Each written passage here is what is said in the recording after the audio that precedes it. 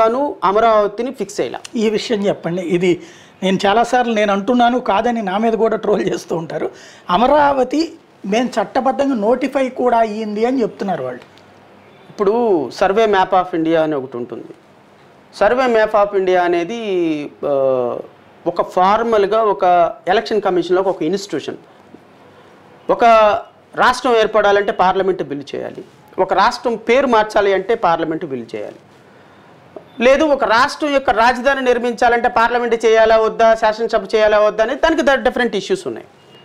2014 act ప్రకారం 10 సంవత్సరాలు Amaravati common క్యాపిటల్కి హైదరాబాద్ ఉంది సాయి గారు.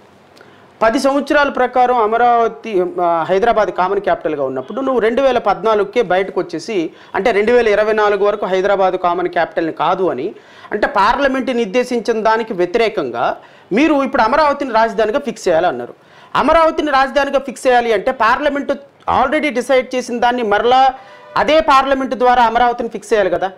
ఆంధ్రప్రదేశ్ రాష్ట్రానికి రాజధానిగా హైదరాబాద్ని పార్లమెంటు చట్టం ద్వారా పెట్టారు.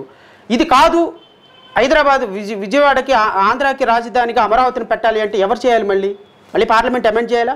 2014 చట్టం అమెండ్ చేయాలా? ఒకవేళ అసెంబ్లీ దీన్ని రెజల్యూషన్ పాస్ చేసి కేంద్ర ప్రభుత్వానికి చట్టం చేయమని పంపించాలా? అది జరిగిందా? ఇక్కడ చేసామంటున్నారుగా. ఎక్కడ జరిగింది? పార్లమెంట్లో మొన్న మధ్యన ఏదో ప్రశ్నోత్తరాల సమయంలో అడిగితే అమరావతి రాజధాని అన్నారు. అమరావతి రాజధాని in view of honourable high court decision which is rendered on March 2, 3rd of 2022 Hyderabad Amaravati రాజధానిగా హైకోర్టు నిర్ణయించింది కాబట్టి హైకోర్టు నిర్ణయానికి ఇప్పటికీ సుప్రీంకోర్టు స్టే ఇవ్వలేదు కాబట్టి లీగల్గా అమరావతి రాజధాని అంటారు. నేను అనేది ఏంటంటే తెలుగుదేశం ప్రభుత్వం అమరావతిని రాజధానిగా ఫిక్స్ చేసింది. Very good. ఒక